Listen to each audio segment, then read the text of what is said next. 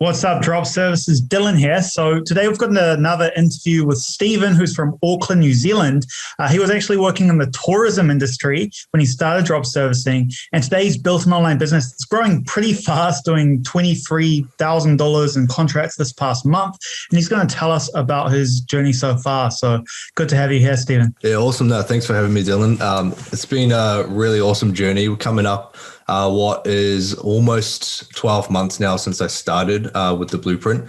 And yeah, like you said, like 23,000 just this month, and obviously looking to grow that exponentially over this course of 2021. So where I kind of started was basically I was working in tourism, as you mentioned, and things didn't pan out the right way. And so kind of about halfway through the year, I was subject to losing my job to that. But at that point, I was already about 4 months through with the Blueprint, and it took me around about 5 weeks to get my first sale.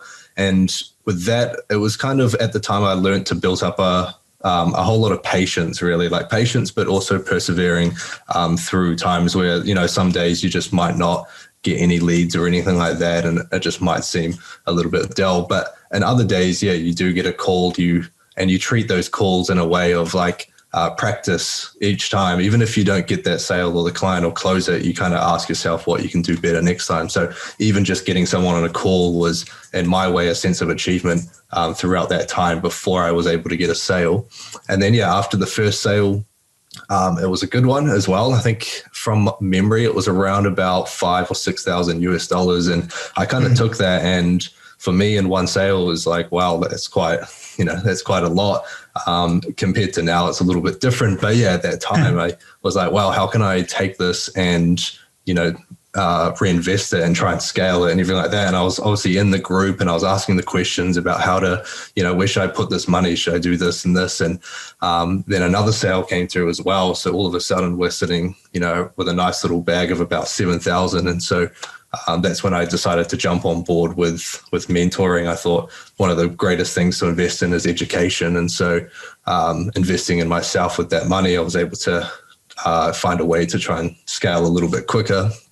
And it took me through 6 months of mentoring and learning a lot, applying that. Some of those months, would be what we call bad months, and then other months were good months. So it's always like a bit of a roller coaster at times. I think that's for anyone that owns a business, you're going to have those kind of things. But eventually, like within your first year, it's the hardest. And now coming out of it, it's definitely been good. Awesome. Yeah, it's a pretty cool story as well. And I guess, what made you decide to join the Blueprint, and what was kind of the underlying motivation that, pushed you through all of those challenges to that first success?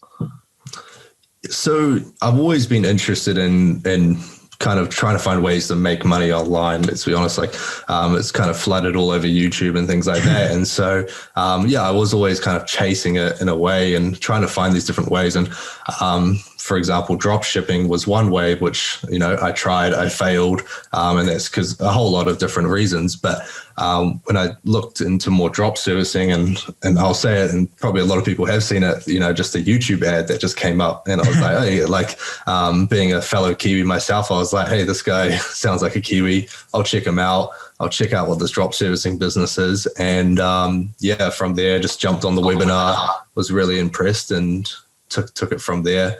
Being able to get in, the barrier of entry, in my opinion, wasn't too high. So it was into the course. And from there, just seeing the community and seeing other student results, and just the way that yourself had built up your business and also your other business as well. It was something that I thought, this is actually quite a cool business model that can be sustained for a long time. And it's also ethical. Like, I find it very ethical in that way. And, it doesn't leave me thinking that, developing like this imposter syndrome or anything like that. It's kind of, it feels good that we can deliver. Yeah. Awesome.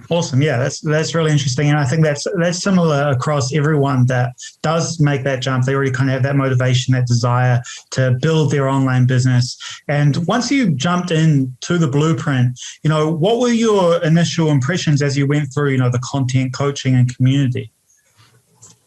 Initial impressions, I was pretty excited at first, being able to see, like I said, I've tried all these different ways of making money online, joined different groups and things like that. And to be fair, a lot of groups just seem to kind of die out pretty quickly. And suddenly you've just got not a lot of people being active or anything like that. So jumping into the group, I was able to see that a lot of people were being active. And in fact, I was really impressed with yourself being active, just to give you a little praise there. Like I was actually kind of surprised. And even to today, just seeing that constant replies, whether it's comments or live streams or, anything like that, just helping, which is awesome. So, so that community was great. And then obviously the course in terms of a complete overview, hands down, like it's a lot. I can probably say I still haven't really finished the course. There's still a lot of videos in there that I've still yet to watch as I look to develop my business more. Yeah. Awesome. Yeah. A lot of people say that as well. They haven't finished all of the content in the course yet and they're already, achieving awesome results like you are. So it'll be interesting to see what kind of results you can achieve once you've actually completed the course. But tell us a little bit more about that process of getting your first clients once you had actually started to implement the course. So, I got to admit, like my first sales call was probably one of the shakiest calls I've ever done, sort of thing. It's sort of like when you're public speaking, you're that kid that has to stand up and do a speech in front of the class. It was definitely, challenging. And even though I had the script right in front of me as well that I had to read from, there were still times where you kind of get questions that are sprung upon you that you're kind of like, that's not on the script. It's a little bit different. So you definitely try and you develop this sense of like winging it in a way, but it's still a little bit educated as well, and being able to take what they've said and finding that you can just easily just turn around and say, hey, I'll find an answer to that question, from taking that and then getting them on board and just on like the onboarding and kind of developing the different tools that you need behind the scenes. So you learn how to kind of communicate with them with this tool, and then you do some project management with that tool and so on.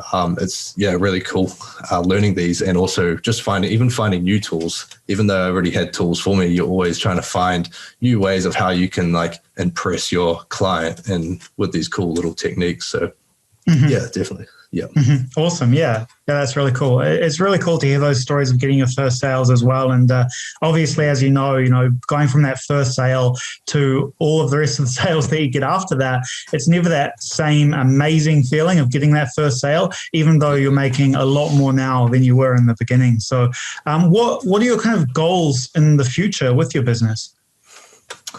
Yeah, with my business, I want to try and create some sort of consistency as well. I think not just, I guess, consistently and let's say $10,000 a month or $20,000 a month, consistently growing and taking that exponential growth curve. So that's my main goal, is to keep growing it. Right now, I kind of am in a position where I am like self-funded and self-employed and everything like that, which is great. I mean, that is my ultimate goal, is just freedom. And once you kind of like learn to like how much it will cost you to live, then you might only need half of what I earned this month or whatever. So taking that money and rather than increasing your spending, you actually take that and just invest it into the business itself and find ways to develop it. So now my overall goal is to try and scale what I'm doing, but also look at ways to automate in certain areas, and being able, I think that's one of the hardest parts. I'm still kind of, I guess, like myself, I'm still struggling to find, is being able to trust these people and like hand certain things over and in order to automate the business. And I know even just in a general business sense, when you hire your first employee, I think that's one of the biggest things, is learning to be able to trust them and also provide them with the right kind of working procedures and everything like that. So that's the overall goal, is try and free up a bit more time and allow me to dedicate time and energy in other areas that'll help. Awesome. Yeah, I mean, that sounds like a good plan to me as well, especially at the point you are now where you're driving pretty decent revenue. start getting that automation, more freedom in your business. So for sure, I look forward to seeing that happen. And I guess, this has been really good so far, really awesome to hear about your journey. But are there any kind of closing statements or last words that you have for the people watching, Stephen?